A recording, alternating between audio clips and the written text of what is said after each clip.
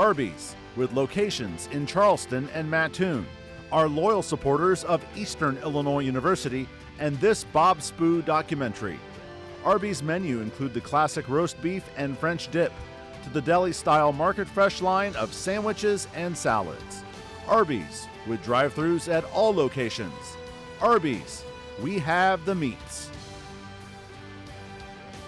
This Bob Spoo documentary is brought to you in part by the Pilsen Auto Centers in Mattoon, Charleston, and Clinton, Indiana. Pilsen Auto Centers are proud sponsors of EIU athletics and numerous programs in Coles County. More information on all things Pilsen Auto Centers is available at pilsenauto.com. Enjoy the documentary from the staff at the Pilsen Auto Centers. Hello, and welcome to Bob Spoo's legacy at EIU. 50 years coaching football. The last 25 of those years was here at Eastern Illinois University for Bob Spoo. Here at O'Brien Field in Charleston, Illinois, countless players and coaches went to battle on this field under the leadership of Bob Spoo. As we embark on this program, I'd like to share the definition of the word legacy. Several books and websites say a legacy is something that is handed or passed down to someone. So, what is Bob Spoo's legacy at EIU? You will find out from family, colleagues at EIU, past assistant coaches, and players what Bob Spoo meant to them, EIU, and Charleston. We'll kick off this program on how Bob Spoo got to EIU and was the choice to lead the Panthers going into the 1987 season. I think, as a family, we were always just so happy and so grateful for the community that Eastern gave us and the home that Eastern gave us. And, it's always going to have a place in my heart. This will always be home to me no matter where I end up. But I'm just very proud of him. I'm proud of what he accomplished during his coaching career and his playing career even. Football changed me. It made me who I am today. And it's one thing to say you're a fan of a sport, but to actually have it be part of you is different, and that's what he gave me. Well, as I think we know from a coaching standpoint, they say defense wins championships, but everybody else loves offense. So the athletic director at the time was looking for somebody with an offensive background. Of course, Purdue had great success and fame with their quarterbacks, and Bob had been the coordinator there. Three guys that played in the NFL, their names might not mean much now. Scott Campbell, Mark Herman, and Jim Everett, I think people remember. Bob tutored them. So he had a great history there, and obviously that stuck out, and that's how he got here. He was always looking for, and somebody that they thought would move the ball down the field. The things that appealed to me about Eastern Illinois was the overwhelming support and warmth and cooperation that I felt throughout the interview. I just think in order to go through two coaches that have both been successful is a true indication of the commitment they made by a university. And it all starts from the top down. In Charleston, probably my earliest memories were of a media day that first season in the spring. I always loved media days anyway because I got to come out and run around on the field. But all the players were out giving their interviews and watching the pictures all up in the stands, lining all the players up. I think I had like a little football with me and my little Eastern hat, and he let me wear his whistle. So yeah, definitely the media day was probably my first Charleston memory. In 1987, Bob Spoo gave me my first full-time job, okay? I was coming off a Rose Bowl win with Arizona State. We beat Michigan in the Rose Bowl. Some quarterback by the name of Harbaugh was their starter, okay? And Bob hadn't physically seen me. The offensive coordinator, Kit Cartwright, went to the convention. He interviewed me. His wife said that he interviewed like a whole bunch of guys, and his wife said that I was the best. So I think he did what his wife, Dawn Cartwright, told him to do. And he recommended me to Bob, and Bob hired me. I got in a car with a U-Haul and was driving my stuff to Charleston, Illinois, where I had never been before. and went up through the mountains of New Mexico and had ran off into a ditch, into a ravine, because I had never driven in snow before, and it was snowing up in the mountains, and got snowed in for 3 days in a town called Cuamato, New Mexico. Every day I talked to Bob Spoo on a public phone outside in the weather, and because they didn't have phones and cell phones and all that stuff. And on the third day, Bob Spoo said, "This is enough of this. You drive back down to Phoenix. You fly out of Phoenix. I'll pay for it." And I was the first coach that Bob Spoo probably had ever flown in after he hired officially, because I guarantee you everybody else drove in 1987. They didn't fly into Charleston, Illinois. I love those times. And I learned so much from Bob Spoo and being at EIU. And the first person I met as a full-time coach came and shook my hand with some quarterback by the name of Sean Payton, who wanted to come meet the new coaches before he went up to the Chicago Bears and became the scab quarterback during the strike. But the first person I ever shook as a full-time coach was Sean Payton. So yeah, I love that place, and it'll never change. When he got here, there was no more Sean Payton at quarterback, so struggled a couple of years to get it going. Of course, you know, the culture under Bob's beliefs, team first all the way around. But yeah, he had some great assistants. Brock Spax, now the head coach at Illinois State. Mike DeBoard eventually became the head coach at Central Michigan, had a great career in the NFL. Kit Cartwright bounced around at a number of big schools and was head coach at Butler. And John Smith stayed here a number of years as defensive coordinator. And John deserves a lot of credit because our defense was very, very good under his skills as a coordinator. So yeah, Bob deserves a lot of credit, but he'd be the first to tell you if he was here today that the assistants couldn't do it without them. And the biggest thing with Bob is the people he brought here as coaches. And you even think about, he sowed the seeds of his own succession 25 years before the fact when he brought Dino Babers in, okay? And some of the other people, and clearly the Whitkeys, who, again, we go back to the loyalty factor, and it was Spoo and Whitkey working in tandem for years. A lot of kids that grow up in football programs, whether it be college or high school or even in the pros, they don't get to know their parents very well because their dads are always on the road or they're always with the team. Especially once we came to Eastern, his big priority was always family. So he walked me to my first day at kindergarten. He would come home from practices and read to me every night. The Spoo world was the family, and the two parent Spoos were 110% behind Katie in everything. And he was also my first coach, so he taught me swim lessons from when I was 3 or 4 months old all the way up until starting me in softball. He took me to my first swim lessons, and he's a terrible swimmer. So my mom would always joke about that he would get in the water and sink like a stone. But he took me to my first swim classes when I was a baby, where the water was only this high on him, and he could kind of guide me along. But it did develop a very strong influence of the water with me as a kid. I did swim lessons, and then I was on the swim team here in Charleston. As an adult, he supported me in everything that I did as far as going through vet school and then moving to Rockford after I got my first job. So 3 probably main things. One, we were parishioners in the Charleston Catholic community. So Bob attended church up at St. Charles Borromeo, but just as equally at the Newman Catholic Center here on campus. Number 2, lived in the same neighborhood. And Bob Spoo was a neighborhood guy, just a run-of-the-mill, very few pretenses, neighborhood fellow. They lived in a ranch house across from Carl Sandburg for the first 15 years of their time here.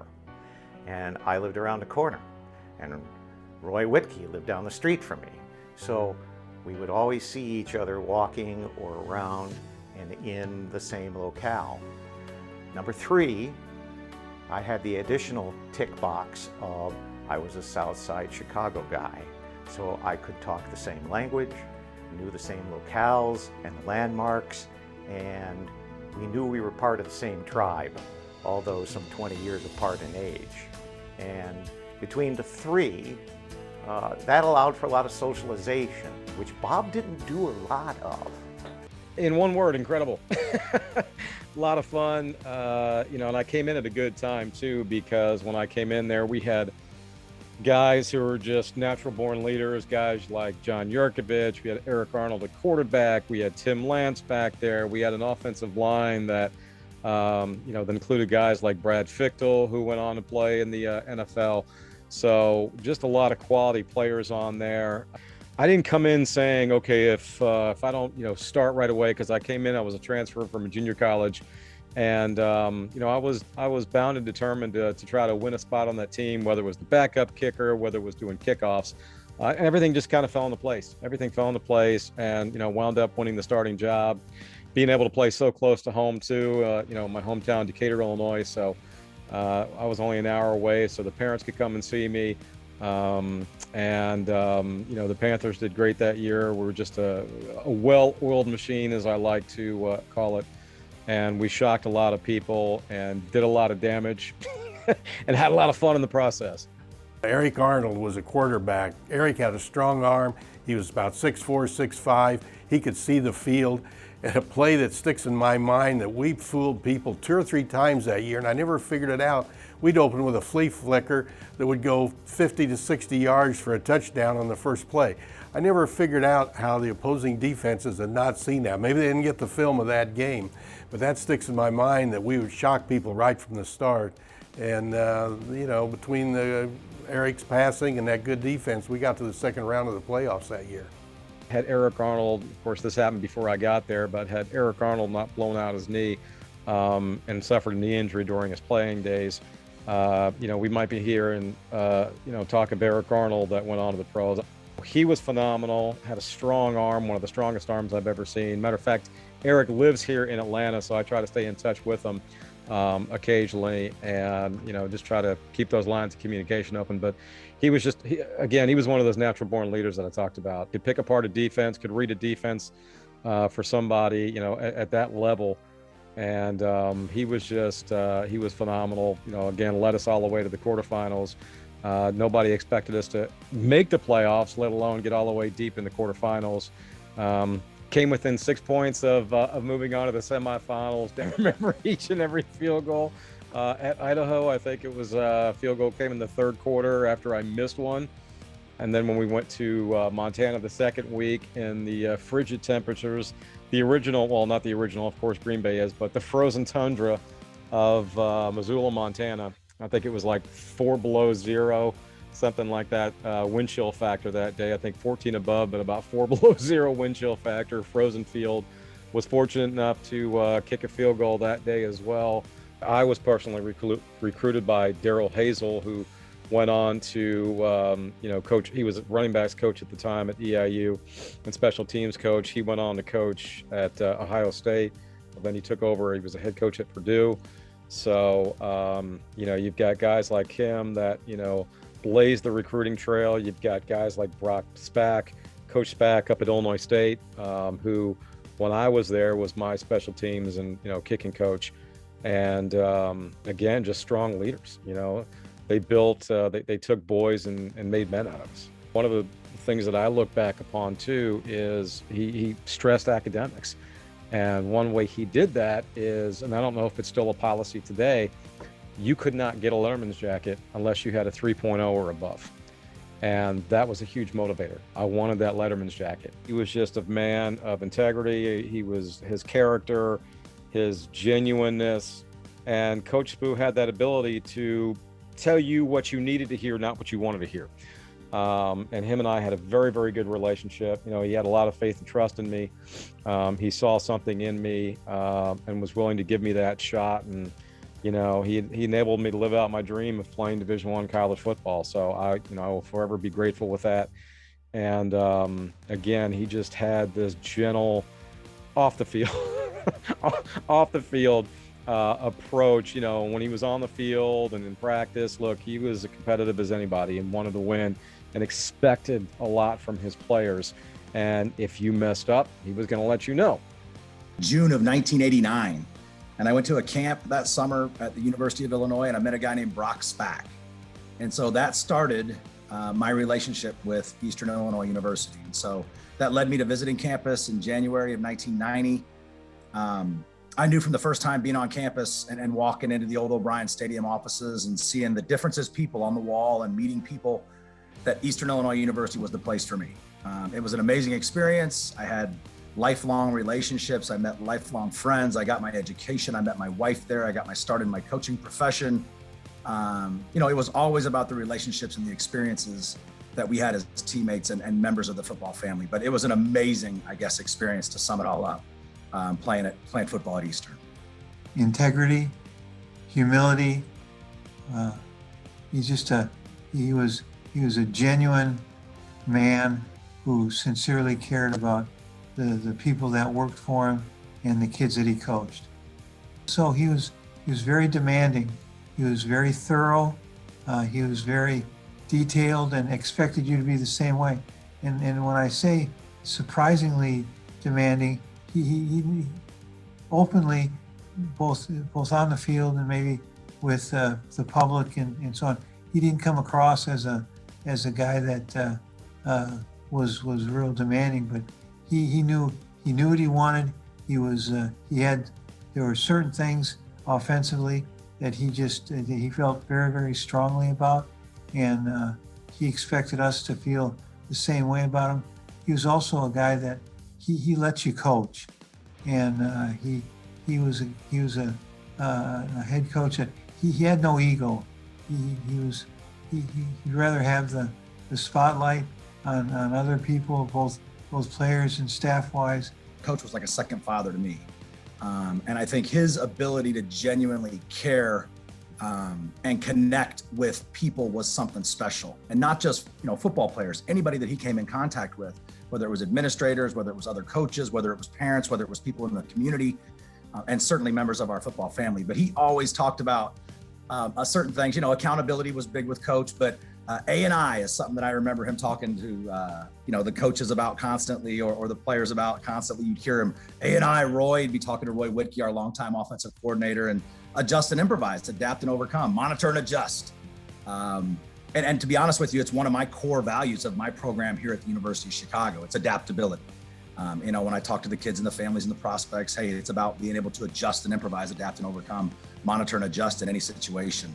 I actually remember the first time I seen Coach Spoo was actually at one of my basketball games in high school. They actually, him and some of the coaches actually sat behind our bench during one of our basketball games.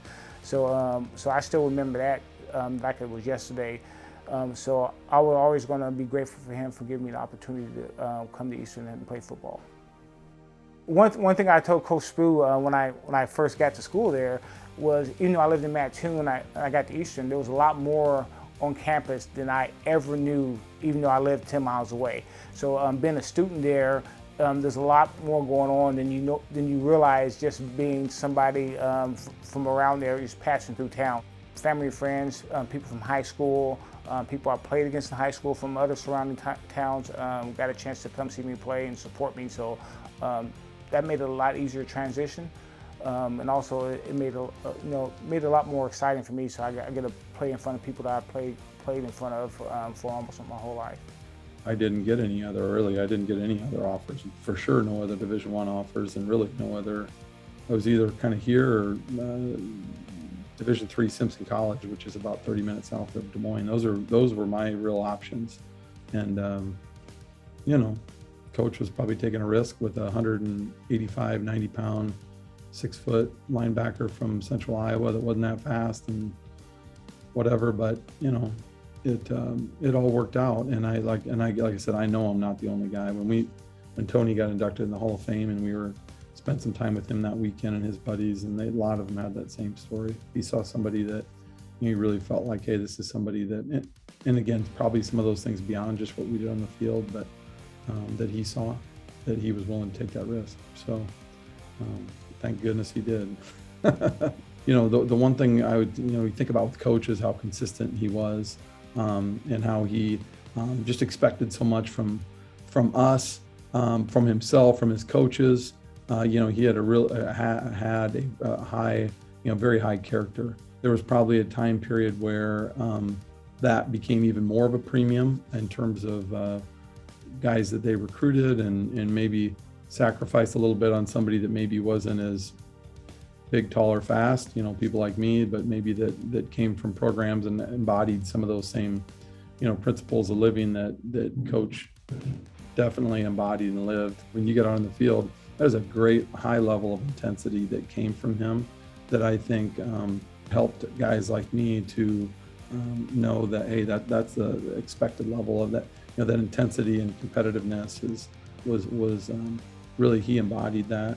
He had core principles, we're going to run the ball, we're going to be good in the special teams, and all those things were, it really held true. He was very straightforward. You knew where he stood, and you knew where you stood with him. He was demanding, but he was fair. So that's all I believe as a player you can ask from a coach. If somebody's going to hold you accountable, pat you in the back when you do good, but also kick you in the butt when you're lacking also. But you always knew why and what was trying to be accomplished at all the times. His coaching style fit my personality very well because I was somebody who wanted to be pushed, who wanted to be coached hard. We had outstanding offensive lines when I was there, which makes your job much easier. So as you can see, no matter how great of a running back you think you are, if you don't have nobody blocking for you, you're not going to have very much success. I remember we'd be in film session, and he would always say, "Willie, you got to get there. You got to get there." And I used to just look at my running back coach and say, Coach Garrison, my running back, said, "Coach Garrison, can you get Coach Spoo off me? I want to get there." but it was one of those things. He was just reminding me of what we were trying to do and what we were trying to accomplish. But it was one of those things that I always still laugh about now today. The turning the tide in from 4 years in a row of losing record. My senior year, it was an interesting time during the program, and we had struggled during my playing career. Within the staff, it was kind of common knowledge Bob was going to have a winning season. We start out 2-5. We lose at Western Illinois, the 5th loss, and I'm thinking as they walk off the field, that's it. We're not going to win another game, or we're not going to get the 6 wins. My understanding was I was not in the locker room. Chris Wilkerson gave a little pep talk that, guys, we aren't quitting. Coach had, again, part of his transparency with players, recruits, administrators, he never wanted to mislead anybody. And he knew that if we didn't win more than we lost that year, that there was a good chance they weren't going to renew his contract. And this is in the fall of '94. And, we're sitting there 2-5 and we've only got 11 games. So you got to win out. And we're playing Indiana State University and we're down 21-0 or 21-7 in the first quarter. And lo and behold, we came back and won that football game. We had to go on the road and play a tough Illinois State team the next week. And, we had some off the field stuff that had come up. And as a captain, I had to talk with coach the morning before. And, he stood by his firm commitment and beliefs in doing things the right way. And we didn't take a player that we thought could help us win, even though he knew his possible career was on the line. And we won that game, and we won the last 2. When we went out that next week, and we were playing at Illinois State, and we'd beaten Indiana State, so we're 3-5. We needed to win, and Illinois State on the road was going to be really tough. And it was a downpour the night before the game, and we're in the hotel, and he's talking about, it's going to be a predicted dreary, kind of a day the next day, and and he's kind of, his message was, I'll never forget this. It was like, regardless of what happened, and we all knew if we lose that game, coach is going to be moving on, and but he said, regardless of what happens that game, the sun's going to come up on Sunday. We're gonna move on, and we're gonna, every one of us is going to take our next step. So the fact that just that he had that kind of a life perspective, that it wasn't all life or death, winning or losing, but at the same time it was more about who you are and doing the right things. That's one that I'll never forget. He was good at evaluating, and he could be decisive as well about, so we needed to make an adjustment or a change. I think back to that year, there had been a quarterback change in the midway through that '94 season. Bob put in Pete Mock, who was a junior at the time. Pete's about 5'9", probably dripping wet. He was about 160. He comes off the bench, moves the team down the field for a score. We're still behind, but we catch up and beat Indiana State and go on a run and win the last 4 games. Highly improbable, but an amazing rebound. We go 6-5. Bob has the winning season. You know, he got a 1-year extension, and the next year we go 10-1 in the regular season and win the old Gateway Conference football championships. To this day, whenever I see Pete Mock, and he comes back periodically, I tell Pete, you saved Bob's job. Now he shrugs, but nonetheless, he was the spark that came off the bench, and I give him a lot of credit for he and Chris Wilkerson that held that team together and saved Coach's job that year. It is a profession, and there are times when administrators may ask you to make tough choices and make changes, and Coach never once would succumb to that pressure. He was going to do things the right way with firm conviction and belief, and that's the stuff that I'll take with me forever. I mean, just an outstanding man, an amazing football coach, but just even a better person and man. The next season, then it was, man, you know, now you've got, you know, and again, this goes back to Coach Spoo, you know, recruiting and bringing on guys that were one of my favorite pictures. And it's like a picture right up the middle. And you can see our center, quarterback, fullback, and tailback. And so it's the 95 season now. And those guys are Chris Anderson, Pete Mock, Chris Hicks, and Willie High. And all of them fifth-year seniors, all of them in tremendous character, high character, great men, and you know, successful. You know, Chris is an orthopedic surgeon now. You know, Pete's very successful in his sales business that he's been involved with for many years.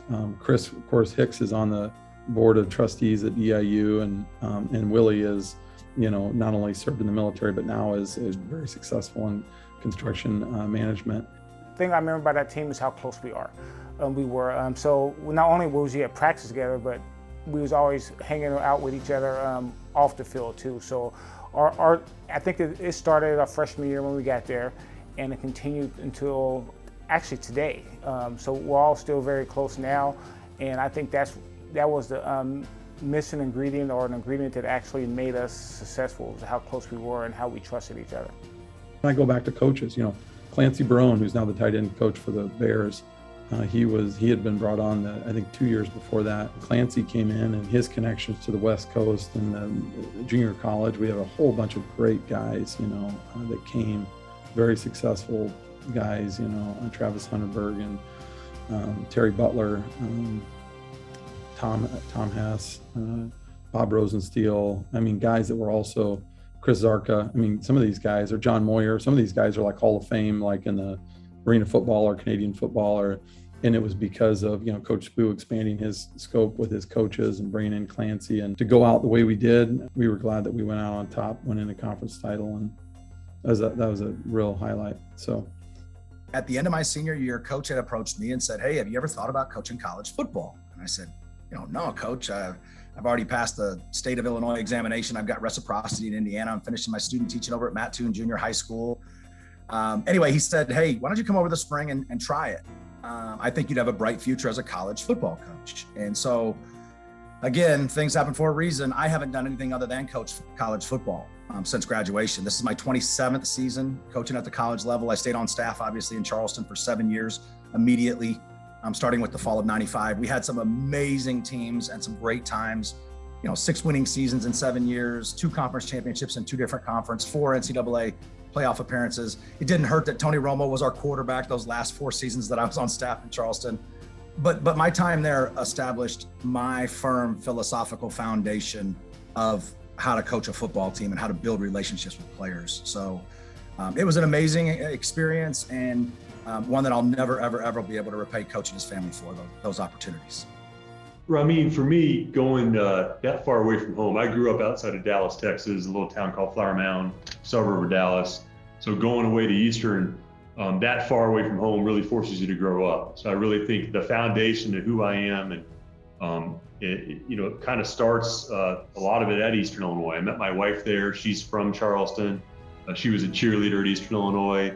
But then a lot of the friendships that I still have today, a lot of my closest friends were were guys on the football team and students at Eastern Illinois. So just a lot of fond memories. And for me, it's really neat to be back in the state of Illinois, where a lot of those friends now currently live.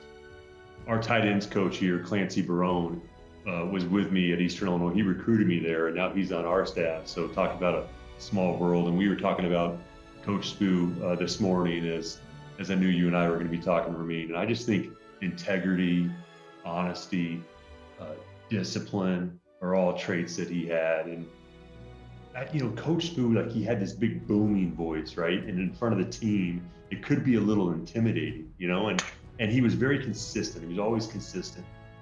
But whenever you would be with him, behind closed doors or one-on-ones, he had the sweetest, kindest heart. He was and I just remember that the ability for him to be a little bit intimidating in front of the team and maintain that discipline that was necessary, but one-on-one, and for me, being that far away from home and not really knowing anybody, almost like a father figure in some ways. And there's probably not a week goes by that I don't think of him. And it's something that's just naturally in me from those impressionable years at Eastern Illinois. There was a moment, I think it was in the off season, where I had a knee scope, and it was from a meniscus surgery. And so we were doing winter conditioning, and it was early in the morning, 5:30 in the morning. And it was the first time I'd really been hurt like that. And so the guys were out there doing their winter conditioning, and then I was off with the injured players doing my rehab or whatever. And Coach Spoo called the team all up afterwards, and I'd already kind of felt bad because I was hurt. I was trying to come back from this injury, and he complimented the guys that were out there working hard, and he should have. And he kind of threw a shot at us that were over there being injured, and it bothered me because I didn't like it. And so I remember I went to his office later that day, and I was nervous.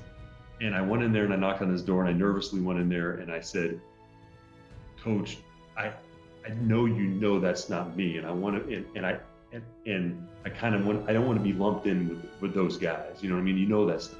And he could have ripped my head off and told me to get out, and instead he let down his guard and, like, very compassionately, he said, "Ryan, I know that's not you, and I don't lump you."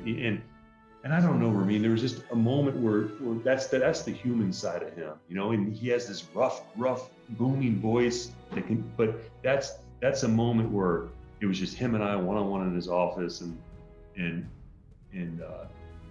I don't know. That's a story that comes to mind. I just appreciate the way he handled that moment, To be able to work side by side with him, you knew as a player that he cared about you, but you really didn't have that great understanding until you got behind the curtain and worked side by side with him. Just how passionate he was about trying to help players be the best versions of themselves that they could be, help them ultimately reach their potential. He was just an amazing man who impacted so many people in so many different ways. All the different guys that have gotten into, I think, coaching as the years have gone by, or who have wanted to continue to give back to the game that had given so much to us. And I remember Clancy and I were talking about this morning too. There was a sign, I believe there was a sign somewhere in the office that Coach had up, and it said, "People make the difference." And I think he understood that, and he just, it all starts with your culture. And we had that here in Chicago, but it's not just the players, it's the staff, it's the coaches, it's the support staff, it's the trainers, it's the strength coaches. And there was just really, really good people in that building. So it doesn't surprise me that a lot of them have gone on to have future success, because I think Coach Spoo had an eye for talent, not just the physical talent, but the type of person you are and what you stand for. And there was a lot of really, really good people in that building. And it started with him and the example he set, who he brought in there. No question that you could see the future they were going to have. Now, I don't think anybody's going to predict they're going to be a head coach at a college and a general manager of the Chicago Bears. But because of their character and their leadership, it was pretty obvious these guys were going to go on to great careers in whatever they chose. So yeah, we had some good, strong, quality people on those teams. And Tim Carver was another one, was a great defensive player. Willie High carrying the ball. Willie's had great success since he's left here. So there isn't any question why and how we had winning teams there in the mid to late 90s. The 90s came to a close. and what followed to start the beginning of the 2000s was one of the most entertaining teams to don the blue and gray at EIU. A quarterback from Wisconsin named Tony Romo would lead the Panthers to 3 consecutive postseason appearances from 2000 to 2002. And the north end zone behind me is where Romo had his signature moment as a Panther in 2002. Well, for me, Tony Romo would be number one because the first game I broadcast was Tony's first day as a full-time starter at Indiana State in the fall of 2000. And I remember Eastern had not had a very good year the season before, and Indiana State went right down the field and scored on a long drive to start the game. We had 7-0, and you're thinking, here we go again. And then number 17 ran on the field and everything got better. He had a terrific night, and the Tony Romo era was underway, and it was a lot of fun for those 3 years. Tony was, everything revolved around him, at least from the media, publicity standpoint, the fan interest. His first game as a starter was at Indiana State, and I think he completed like 15 out of 16 passes, and I'm thinking to myself as I walk out, oh boy, what do we have here? Because we had no idea how good Tony might be. Unheralded coming in on a part scholarship, actually had more fame in Wisconsin playing basketball than he did football. But Roy Whitkey saw something that he really liked in Tony, his competitive spirit. And he did have a strong arm. And boy, it took off for 3 straight years. And how can you not say that Tony Romo is one of the all-time greats here, if not the all-time great? Coach Whitkey, Coach Spoo, these guys have great, number one, they have a great work ethic. They understand what it takes to be successful at whatever it is that you do.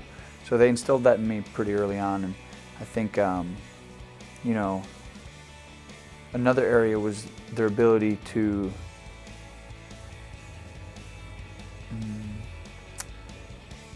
motivate an individual and the ability to comprehend it to the individual. When I say that, I mean basically the best teachers are the ones that can tell you something in 4 words where other people it takes 24.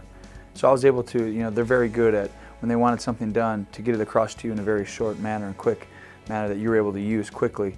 And, you know, I think that's something that is meaningful as a teacher or as a coach. Well, things look pretty bleak, and without remembering the exact details, Tony moved us down the field with just, you know, a few ticks left on the clock. Coach was someone who had a tremendous amount of confidence in Tony, and even though Tony, if you go back to it, I believe, struggled a little bit earlier in the second half, in the third quarter, fourth quarter, there was never any doubt that we had what it took to win that game and finish it off. I don't ever remember feeling any type of panic or concern. He got us down to the 15-yard line. There was going to be 1 play left. Nobody was open, and Tony starts to scramble. Now, Tony could scramble, but his strength was not his speed, and I think he ran about 30 yards east and west rather than north and south, but somehow he eluded the Eastern Kentucky tacklers, dove into the end zone, and hit the pylon on the last play of the game. Unbelievable.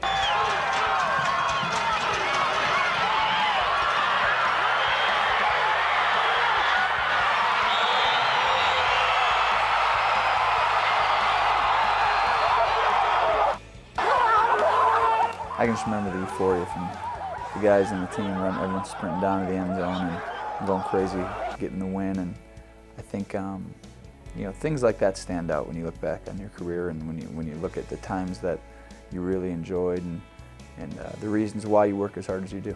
And again, it was that Tony was not going to quit unless somebody brought him down, and he reached that pylon before it happened. So that was a great, great win. How much does it mean to give Coach Spoo this victory, the way you guys came back and won? It means everything. I mean, you can't ask for a better way to get his winning record, and that's, I don't know, kind of a lost words right now. It's a great feeling. Well, I don't know. It's just a great feeling to be able to come away after something like that when it's almost a lost cause. Yeah, to be able to win it like that is just a great feeling. I'm just so happy with our guys. I'm sure they're proud too. That also gave him the most wins in school history coaching here. So Bob loved to win. It was never about him, but that one had to be a little bit special. So we talk about homecoming 2002 with Tony Romo taking the ball from the 25-yard line with less than a minute left.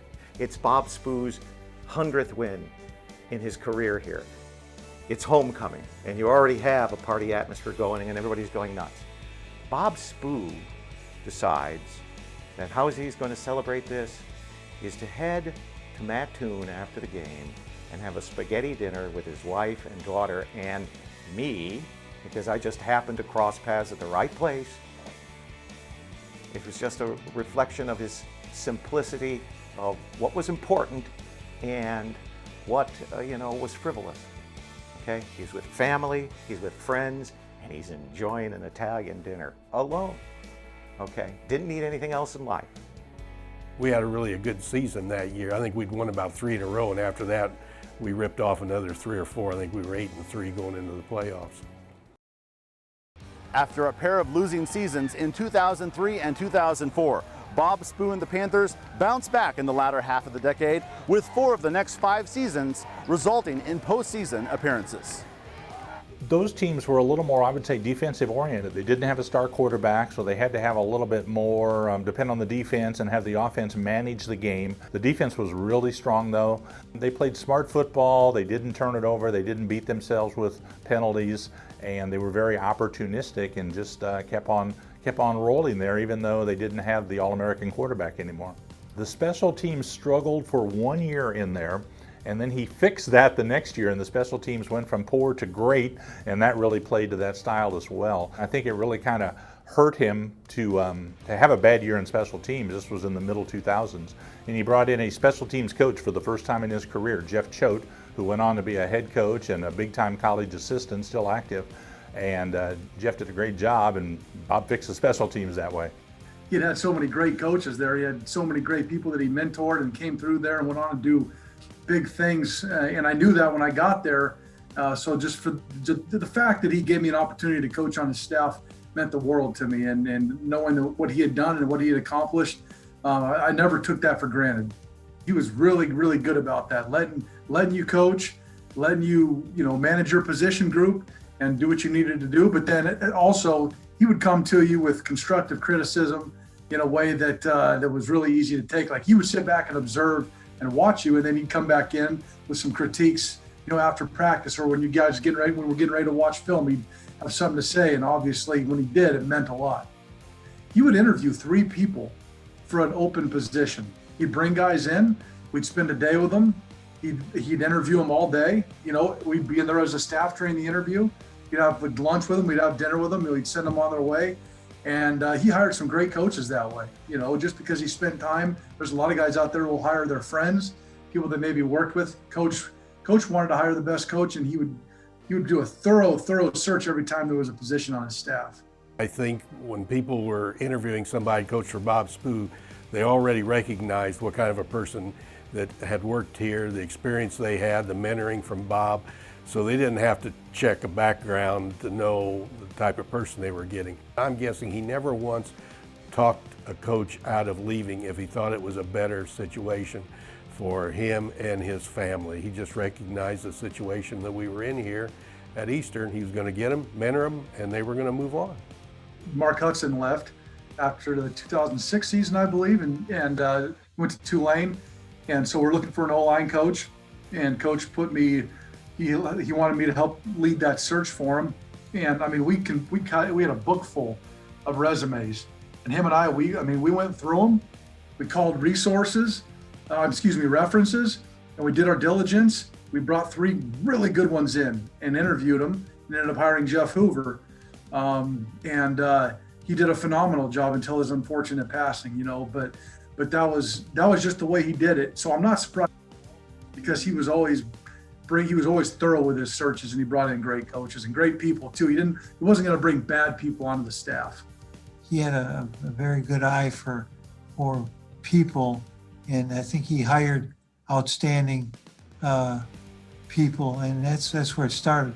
He wanted to hire individuals on his staff that were good fathers, good family men, and then you go back to his willingness to allow you to coach. I think that also allowed individuals to grow and develop. The biggest thing that I learned from him is to be confident in who you are, be yourself, and be honest with who you are and trying to do your best. I never saw him put on airs around anybody. I never saw him try to belittle anybody. I never saw him try to use his position to leverage somebody to get them to do something.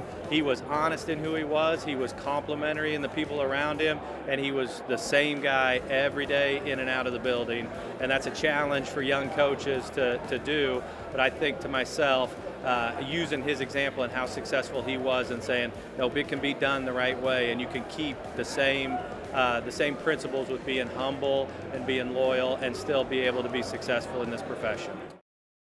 All right, let's go. It's our time, guys. It's our time. As I recall, Jacksonville State was ranked in the top 10. Eastern was in the teens. Jacksonville State was definitely the favorite. That was a year where they were not eligible to win the OVC championship because they had NCAA sanctions against them. So they sort of were basically saying, well, we can't win the league, but we're the best team, and we're showing everybody that. They had a transfer quarterback, Ryan Perilou, who was a really highly recruited kid out of high school, went to LSU, everybody knew him, and now he's at Jacksonville State, kind of the big man on campus. Down there, they had a lot of good athletes, a lot of transfers from Power 5 schools, and it was a great game, and our whole deal was we had to keep that quarterback off the field. We converted a 4th down to Danny Bahovic on a power pass and ended up scoring a touchdown, ran a fake PAT, and then onside kicked it and recovered the onside and went down. I believe we kicked a field goal, but I don't think he touched the ball till the very end of the first quarter. And that was huge because he was a special player and we needed him to not be on the field. The coach made a big emphasis of it that week. Eastern, a definite underdog, went down there and had a game that, everything just went right. It was just a great game plan going in. They intercepted a pass. They returned a kickoff for a touchdown. A lot of things went right, but it was just a really smart game plan. I think EIU felt like they needed to kind of steal a possession to win that game, and they were able to do that. Jake Christensen was the quarterback, had a good day. The defense did just enough to win against a really strong Jacksonville State offense, and that was a big win at the time because it kind of knocked Jacksonville State down a notch or two. I remember he said the whole week, it's not the best team that always wins the game, it's the team that plays the best on that particular day that wins the game. And he said that the whole week. And he kept saying, and he tried to get the guys going a little bit by saying, arguably, Jacksonville State's the best team coming into this game. And I mean, he got the guys going, but he was so pumped in the locker room after that game. You could see the fire in his face. He was so excited because he knew that was a huge win, and it was. It was great. It was a great win. Let's go! That's what I'm talking about, boys. Have a good homecoming. Hey, that's what I'm talking about. Have a good homecoming.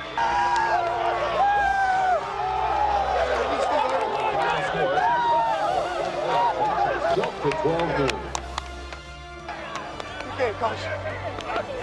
We got that one. That's a big one. They were arguably the best team in the OVC.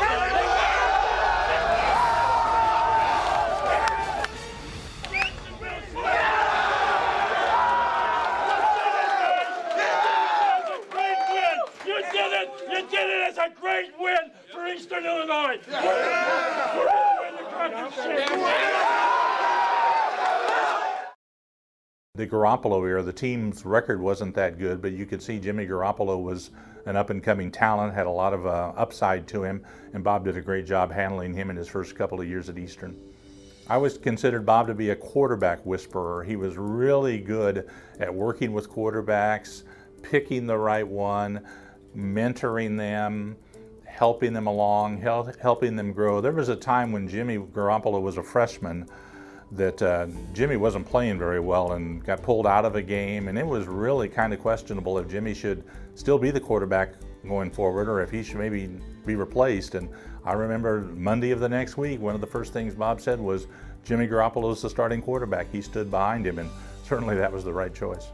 Please join Northwestern Athletic Director, Dr. Jim Phillips, and the Northwestern football program in saluting Eastern Illinois head football coach, Bob Spoo.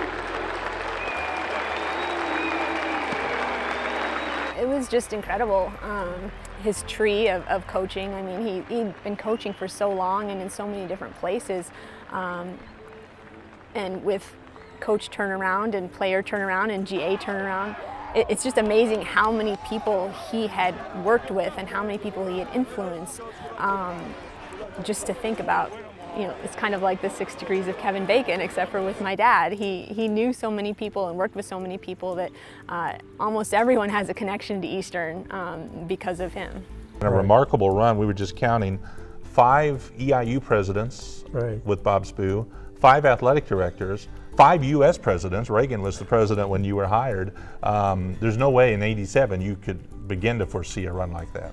No, in fact, I remember with the interview process, we went out to dinner and Dave Kidwell was amongst that group and asked me what my plans were for staying, and I told him, I said, I think this is where I want to be able to finish up. I had no idea that it would last this long, though, Mike, but I'm very grateful for the opportunity.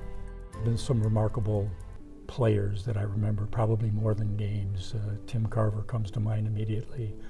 A guy that I recruited out of Iowa who nobody wanted. He didn't have the right size, and yet became one of probably, I still think, one of the best linebackers we've ever had here at Eastern Illinois. Yeah, leading tackler in school history. Right. Super humbling. I don't know what else to say. I mean, I think maybe I know he took a big risk. I know like I said, I was probably not a very popular decision in that coaching room to take on this guy from Central Iowa that nobody really knew and didn't really jump off the page probably to a lot of people. And so the fact that it worked out, the fact that we turned things around, I think all those things probably, and then just that, I think we hopefully embodied. I sure hope that I can come close to doing and embodying some of those qualities that Coach Spoo did in his time. So anyway, it's super humbling, and we great people, and that is really a nice thing. And I miss him a lot. I'll be honest and say we miss him. November 5th, 2011, here at O'Brien Field in Charleston, was Bob Spoo's final home game at Eastern Illinois. The Panthers were unable to produce a victory in Coach Spoo's final home game. Following the game, a ceremony was held to honor Bob Spoo's 25 years at EIU. It was a very rough day for me personally because I was very connected to Eastern and football in general. So to have it be the end for my dad, but also the end for me, it was very emotional. I think I was crying for most of the time. My dad was very stoic. He held it together, but it was difficult for my mom and I for sure. Thank you very much, everyone. 25 years ago,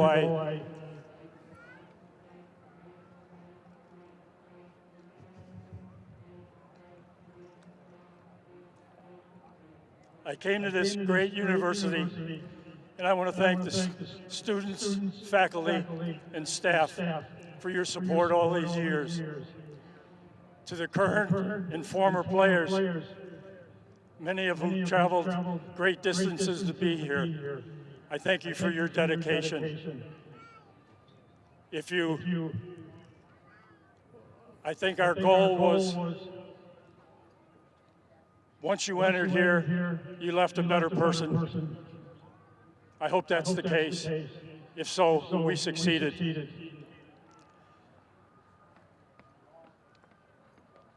To the current coaches, and you got to surround yourself with some great people. I thank my current coaches, my former coaches, for their loyalty and dedication in mentoring these young men.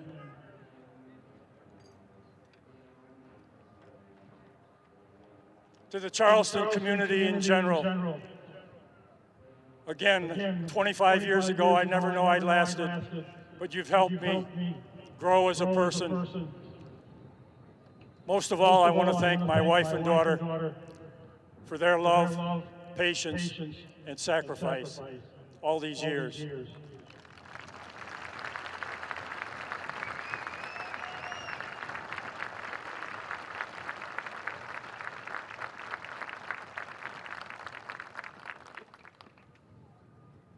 The opportunity to coach and live here in this community is something I'll never forget.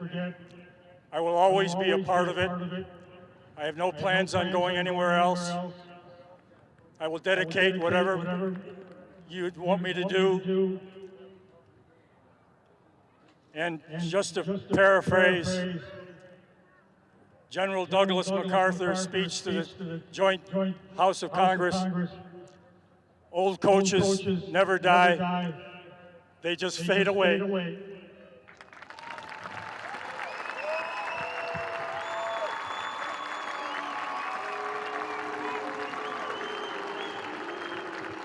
Very classy speech by Bob Spoo. What else would you expect? You're leaving a university in better shape than when you came because of your efforts. Thank you very much.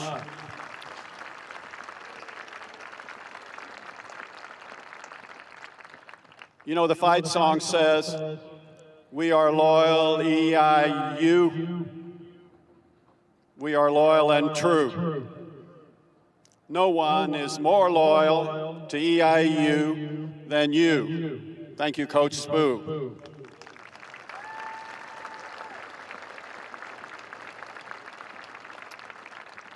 And so on behalf of a very grateful university, faculty, students, and staff, thank you, Coach Spoo, for 25 years of loyal service, excellence, and the building of citizens of the future.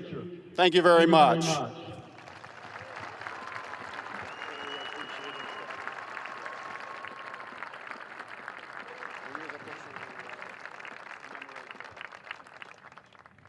Thank you, Dr. Berry.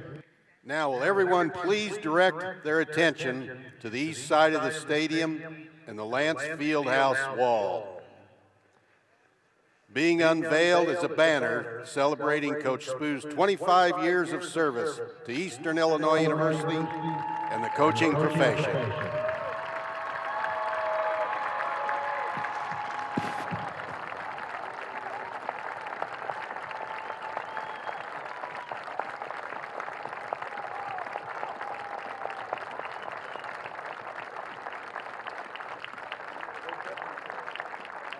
Boy, 25 years at the same place, that does not happen rarely in college coaching, any level really, but particularly in college coaching. So yeah, very, very emotional turnout from all the players here to honor him. So he went out with sincere thanks from all the players that returned.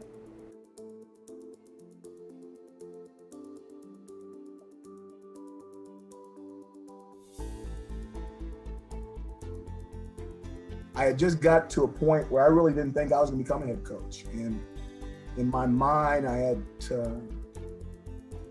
stopped chasing worldly dreams and just wanted to be spiritually the best person I could be, the best coach I could be, and I was going to be comfortable in my own skin, and I was just ready to be an assistant coach forever. And when Bob Spoo decided to retire after 25 years, and I got the call from Barbara Burke and John B. Smith that they were interested in me. The first person I called was Bob, and I wanted to talk to him to see if, how he would feel about something like that. And the ironic thing is, I can still remember when I rolled in 1987, and Bob and Sue, was taking care of me because at the time I was still single, and feeding me once a week. I remember Bob was 50 years old. He had to be 50 years old in 1987. And then 2011, when I came in, I was 50. And when I took the job, I really believed, I said, if I could stay here for 25 years like Bob Spoo and retire at 75, I'd be a happy man. It was big. I started with him, and now I started my assistant coach journey with Bob Spoo as my first head coach. And now I started my head coaching journey with Bob Spoo at that press conference and that embrace. And, that man means a lot to me, and that program means a lot to me. And I mean that sincerely. And it meant a lot. And one of the things I did when I took the job, I told Coach Spoo, I said, you're going to be my reference. I said, I need to have contact with you. This is not a thing where you go away and I can't talk to you. I said, I'm not taking this job like that. I said, I'm going to come to you with questions, and I need you to be open. And he was all those things. You're my man, you know. Well, congratulations. I was looking at that picture up in your office, and Mark said that was your favorite picture, and I could never have it. And I said, I want one of those pictures up in my office. So either I want a duplicate or I want another one. Because it's not going anywhere. It's right behind me. And I like the panther, the big panther up there. I want to keep that. They were trying to take it down. Are you going to take that home? No, I don't. Okay, I want the panther. You need that thing. Yeah, thank you very much. You got it. Whatever you need. All right. Boy, yeah, you put this guy next to me, you're going to get me to smile. I normally don't smile this much. I normally keep it down, but I can't. I can't help myself. Me too. I can't help it. Thanks, Coach. Thank you, sir. I think that was pretty fitting. That kind of continued the lineage. Now, in a way it wasn't, because Dino had been gone quite a while, and when Dino came back, it was a totally different style of play. Here's the snap, here comes the blitz. Jimmy's gonna throw it deep down the middle. Laura's out there, got it, and he's on his way. Garoppolo burns the blitz. Touchdown, Eastern Illinois. But yet it was still kind of a link to Bob. And so I hadn't thought about it very much, but yeah, looking back, it was kind of unusual. You would think that if it was going to be one of his assistants, it would have been an active assistant who would have just moved up to head coach. That didn't happen, but yet they were still able to keep the connection by going back, and of course Dino did a great job, and it really worked out well. Number one, baby. There was a little thing that we had to sign in when we first got here, and a little canvas that we wrote. The guys that coached for him, the years we coached for, and I just put underneath my name and the years I was here that he changed my life. The trajectory of my coaching career after being mentored by him was 180 degrees different than beforehand. Everything that I get to do now and the fun things that I get to be a part of on Sunday afternoons in the NFL are a big part because I got the opportunity. I was fortunate enough, I was lucky enough to work for Coach Spoo. He saw something in me and hired me on the staff, and that really did change my life. Well, I think there's no doubt his influence on me is tremendous. I mean, more not necessarily about how to coach offensive line, but just what kind of person to be, how hard you need to work. He was such a selfless guy that it was all about other people and serving other people. And being at this event today, it was really evident that that's the case. But Coach Spoo gave me so many chances, more than I deserved. He really believed in us. He helped tremendously. At the end of his coaching career, when I was his offensive line coach, he told me to continue to grind and to keep working hard. And I told him I thought that he was the best football coach we had on our staff by far, and I thought he did a great job of really developing a culture here that was about doing things the right way. And you knew that you were going to be loved, but we were going to do things the right way. While Coach Whitkey was up talking about Coach Spoo, it's so heartwarming to hear how many people Coach Spoo influenced. And there's a part of me as a coach that I love the profession, I love the juice on game day, but I want to be an influence to people too. But it's not something that happens overnight. He was never, just like Coach Whitkey said, he never told you what to do or what job to take. And after I left his staff, I called him all the time, telling him about different opportunities I had. And he was so humble and just talking me through the process, asking me what my wife thought about it. And it really struck me listening to everybody today, what he was able to accomplish was because he was so patient and so humble. Well, this is a program built on the shoulders of giants, right? When you look at the names and the tradition of this place, Spoo to start with, but Peyton, Romo, right, Jerkovic, you could go for a while here, right? And so when I got approached about the opportunity, and I'm an Illinoisan myself, right? It's the right fit, and you want to go to a place that has that strong football tradition, that has the expectation of winning. Guys that built a program, not just came in to win and get out of here, just truly built a program, do the right thing for young men over a long period of time, especially like Coach Spoo did. That's what I love about coaching football, is being able to do the same thing that Coach Spoo did. We talk to our guys all the time about a critical part of building a true program is connection. It's connection, player to player, player to coach, right? player to athletic trainer, everyone that touches the program, but also player to the tradition of here, right? You have to, what I want and what we all as coaches want that are in this thing for the right reasons is that when they walk out of here, they've left the place better than they found it, right? And they have tremendous pride and they want to come back. And you can't have tremendous pride in EIU without knowing all of those incredible names, all those incredible people that were here before them. Bob was, you know, if something went by him and he didn't think it was important, you know, it would just sort of go out the window. Susie picked up on everything. She's the one who brought that back to ground zero. The Tony Romo wedding. Tony is going to get married now, and the Spoos get an invite. And Bob is like, you know, because he wasn't the socializer. He didn't like to be in crowds like that, what have you. And he was ambivalent about it. And Susie says, pack a bag. We're going to this. You're going to this. And you will not miss up on this opportunity. That was that dynamic, okay? The two of them together were wonderful compliments for each other.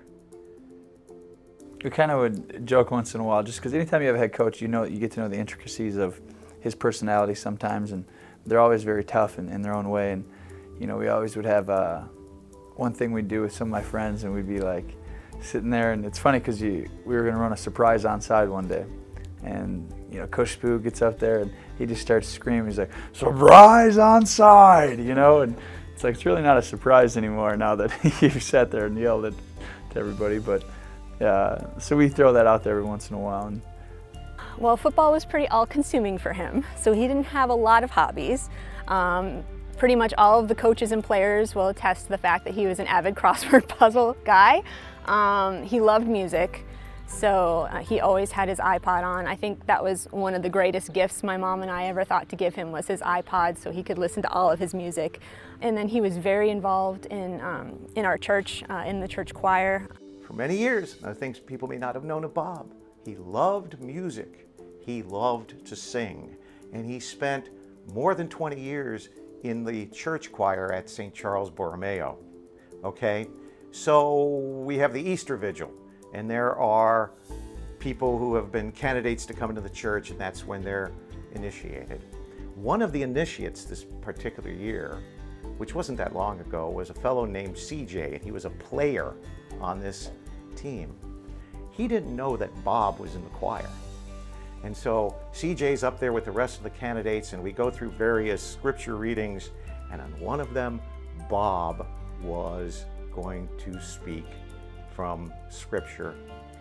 CJ didn't know it. And suddenly when Bob steps to the microphone in the middle of this passage and goes, "Abraham, Abraham," CJ about fainted. He did not expect that voice. He did not have any idea that Bob was in the room.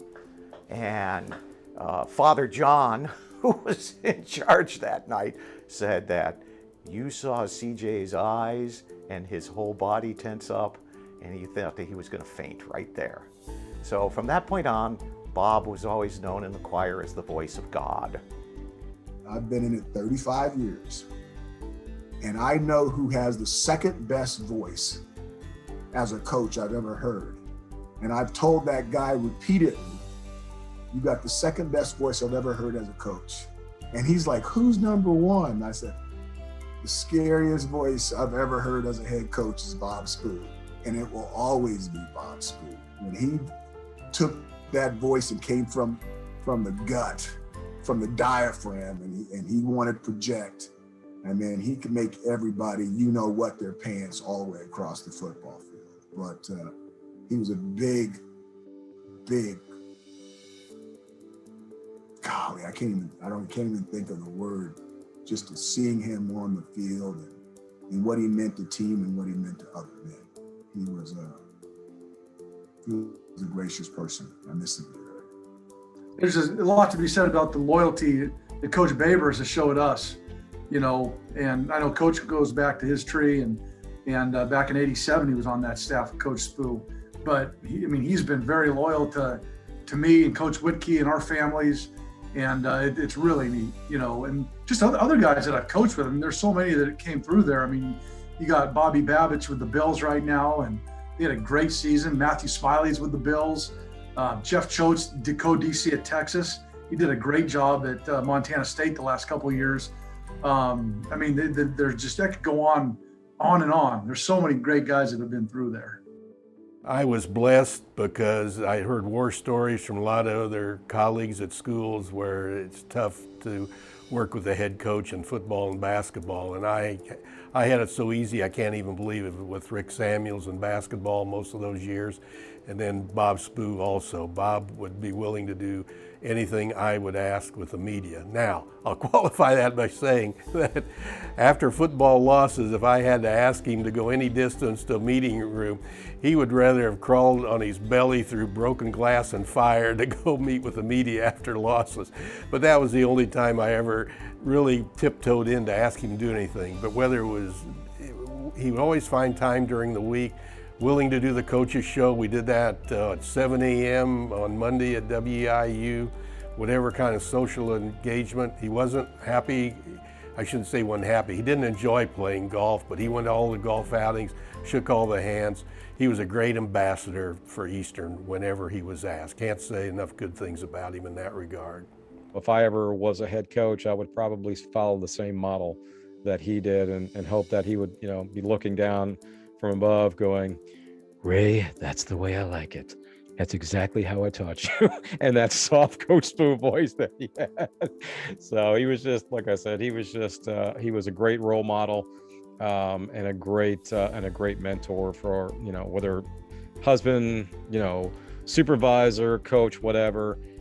He's definitely somebody to fall back on and look back upon and say, I wish I could do it just like him. When I was with the New Orleans Saints, I mean, a lot of these guys didn't overlap with Coach Spoo, but they knew him well, from Sean Payton to Greg McMahon to Brad Childress.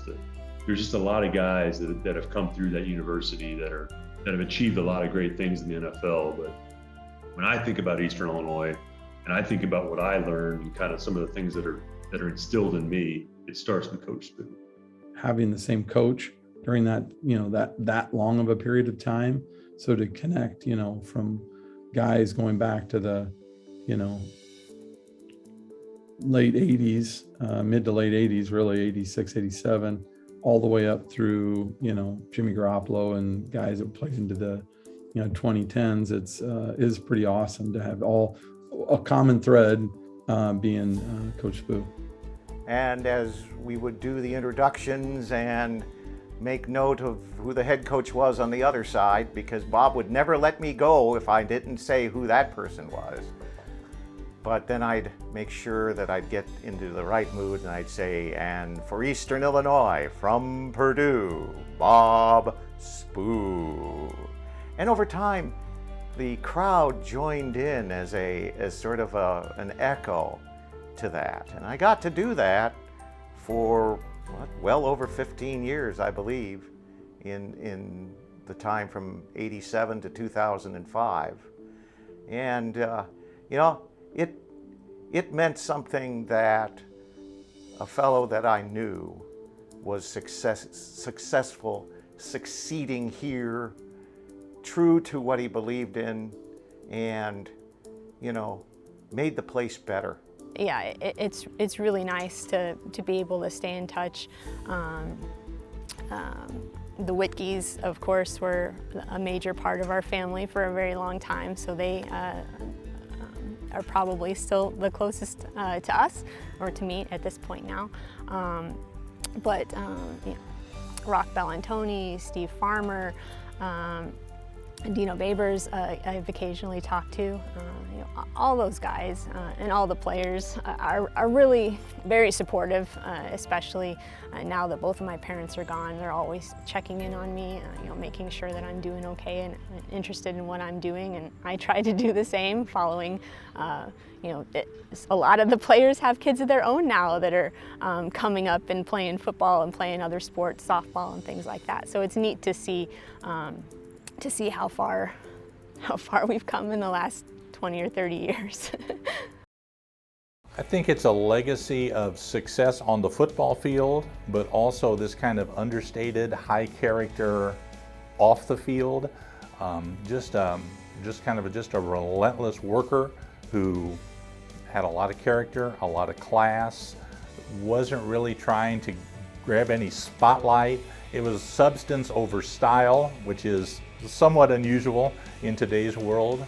Bob was very much all about substance and really wasn't all that interested in the style part of things. He didn't really care what the uniforms looked like or anything like that. He just wanted to go out and win football games. Beyond football players, he made us better men, you know? And I think that's his legacy, and that's long lasting, because there's tentacles all over, like you've referenced it, throughout the NFL. Beyond that, I mean, I have friends in the business community that are successful because I think a lot of the things that Coach Spoo instilled in them. So I think making people better around them, making us better men, making us better husbands. Those years you're still growing and developing a lot of the traits that are going to make you successful later in life. And Coach Spoo had a huge part of that. A lot of me and a lot of my friends.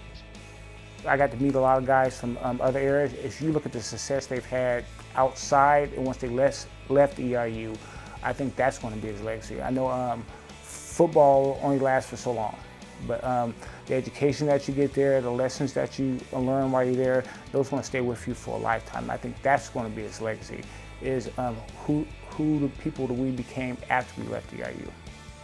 He is EIU football. I mean, he was there for 25 years. He won multiple conference championship games. He set us up for success with his retirement. You know, there was good players in the program. Obviously, leaving Jimmy Garoppolo was very, very great. He means the world to EIU football. I mean, there's so many great people that have come through there under his watch. He had so many great players under his watch. He never deviated from the course of, you know, doing it the right way. And, you know, for that, he'll always be remembered as one of the best ever. I think his legacy is one that's going to continue to live forever through generations. You know, he gave to me, I'm trying to give to players. He gave to Roy, Roy's continuing to give to players. You know, he gave to Dino as an assistant coach. He gave to Brock Spack as an assistant coach. He gave to Randy Melvin as an assistant coach. He gave to Bill Legg as an assistant coach. He gave to Clancy Barone as an assistant coach. He gave to Ryan Pace, you know, the general manager for the Chicago Bears, as a player. So many people were impacted by Coach, and they continue to be ambassadors for the game and try to give back to others. So it never stopped. And again, like I said, Coach has a special place in my heart and will forever. He and his wife, Susie, and his daughter, Katie. Obviously, Coach has passed away and Susie has passed away, but Katie we still stay in touch with. But they were very, very, very special people, and they touched hundreds and hundreds of people. I think he was very proud of the legacy that he was leaving behind, the success that his players and coaches that he had worked with went on to, you know, that was his legacy. Not just in football, in life. I mean, that was his big thing, was they were all good kids, and he definitely recruited for character as much as athletic ability. So that was very important to him, to make sure that these guys could leave Eastern, even if their football days were over at that point, and be good, upstanding members of the community and good family men and things like that. I can't remember the last time Bob actually went to the AFCA convention, but when his staff members came to the AFC convention, I used to take them out to dinner. We used to have an EIU night, and you know, we're either sharing the check, or if somebody's doing really well, they're picking up the check. But we had a point of EIU was family, okay? And the coaches were gonna take care of each other. And that all started with Bob Spoo, because Bob Spoo was the father, the grandfather, and the great-grandfather. And one of the things we used to do at this dinner is that, and I remember I used to do a lot, but I'm not gonna say I was the only one, is that once we got together and we were having the dinner, we would call Bob. And we'd pass the phone around, because we're all at the convention and he's normally home with Sue. But Bob just has that way with people that that connection was gonna stay together forever. And if you were trained under him, if you worked for him, you were trained the right way, you treated players the right way, and you were gonna coach the right way. Bob Spoo's legacy is everyone who came through here to play football for him and what they became. I touched bases with a former athletic trainer from here, And he wanted to make that point, that the type of person who left here after they was with Bob and his staff, you know, will pay dividends to this place just in reputation for years upon years from this point. If they had to put his legacy, you know, on a building or something like that, you know, it would have to be a pretty big building, you know, to write everything out. But again, he was a man of integrity, honesty. His character was just off the charts, and he will just, to me, he will go down as one of the greatest men in the history of Eastern Illinois. And I'm not being biased, you know, because I played for him. I'm just saying, if you knew Coach Spoo like we did as players, there's that special club that we all have, all of us who have played for Coach Spoo. I know we all feel the same thing. When you think of Coach Spoo, you don't think of the football player or the football coach, Coach Spoo. It hits you right here. You think of the man, and just how incredible he was, and caring he was. And I think that's going to be his legacy, that he's a man who cared about his players, expected the best out of them, and wanted them to go on and be successful in life. Tim Carver is a principal of a large high school in Iowa. Look at Chris Anderson, who's the orthopedic surgeon for the women's U.S. women's ski team. And you just look at all those. You look at Rick Mullen and Antoine Emmanuel, guys who are in the state police, state troop. All of those individuals who have enjoyed success, have developed and who they've raised great families, and they're just, I think all that, I think that's what Coach Spoo's legacy is. It's not about wins and losses on the field. It's about the wins he's created on the field with all of the successful guys that have gone out there, and I truly believe this. And I know it happens with me, but there's a little bit of Bob Spoo in me with every decision, every major decision that I make in my life, and I can't be more thankful and more grateful to have had the opportunity to spend as much time as I did with him. When I look at Adam right now, Coach Cushing, and the way that he's leading the program, I see, and I've shared that with him, a lot of what Coach Spoo did and how he ran things is the way I see Adam doing that, which I think is really great. Because ultimately it's about community, and it's about something beyond just winning games. I mean, obviously you got to win, and Coach wanted to win as fierce and as badly as anybody, and we won a lot. But there's a way to do it, and do it the right way to get there, and not cut corners, and also go to class, and also support the community. So anyway, those are things. I mean, I think that's part of what he carries on. I know it doesn't capture it in the order too, but hopefully it gets that essence of doing things the right way. And didn't have the good fortune to actually meet him in person, but just sitting here in this office and spending the time that I've spent here and getting to know the people that he's coached. I mean, we've got a staff member on here that was coached by him. And then, you know, for those so many generations before that, so many generations of EIU football players before that, getting to know them and understanding, again, their connection to this program is because Coach Spoo tried to make them better men. He wanted to see them succeed in life, not just in the football field. He was, from what I've heard, he was a pretty hard-nosed coach, and he got after him pretty good, but it was all to see them succeed in their life. And that's why they truly love Coach Spoo. That's why they love each other, because when you go through those hard things and when you're pushed to your limits that same way, they become brothers, right? And so Coach Spoo's legacy is he built this band of brothers, this incredible program that is going to so far outlive anything that he ever did here, right? It's going to be all the people truly spreading it throughout the country.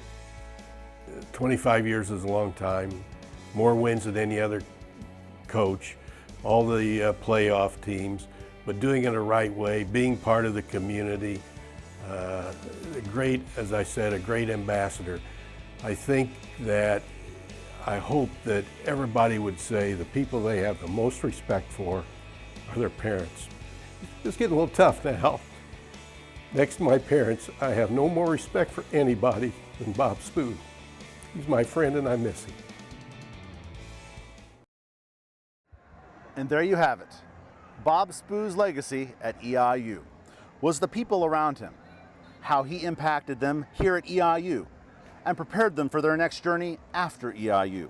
It was an honor to talk to all these people that appeared in this program and hear stories, moments, and how they were impacted by Bob Spoo. As a kid growing up in Charleston, to going to school here at EIU, and to coming back to work here at EIU and WEIU, I was blessed to have witnessed many of the 25 years of Coach Spoo. His kindness and respect for the game are what I take from being around Coach Spoo. As we close this program, I'd like to give special thanks to all the staff and students at WEIU who helped out with EIU sports productions through the years and their contributions to this program. Thanks for watching Bob Spoo's Legacy at EIU. This Bob Spoo documentary is brought to you in part by the Pilsen Auto Centers in Mattoon, Charleston, and Clinton, Indiana. Pilsen Auto Centers are proud sponsors of EIU athletics and numerous programs in Coles County. More information on all things Pilsen Auto Centers is available at pilsenauto.com. Enjoy the documentary from the staff at the Pilsen Auto Centers. Arby's, with locations in Charleston and Mattoon, are loyal supporters of Eastern Illinois University and this Bob Spoo documentary. Arby's menu include the classic roast beef and French dip, to the deli-style market fresh line of sandwiches and salads. Arby's, with drive-thrus at all locations. Arby's, we have the meats.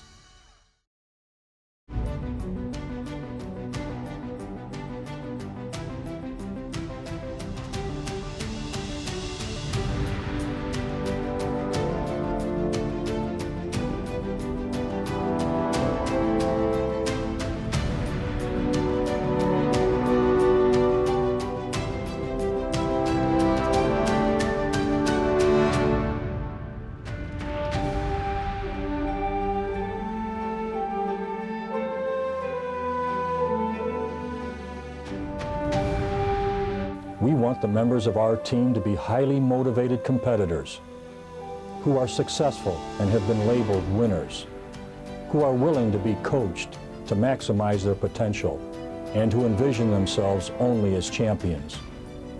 We believe the next few years at Eastern will be the most important of your young lives. We also believe we can make them the most rewarding.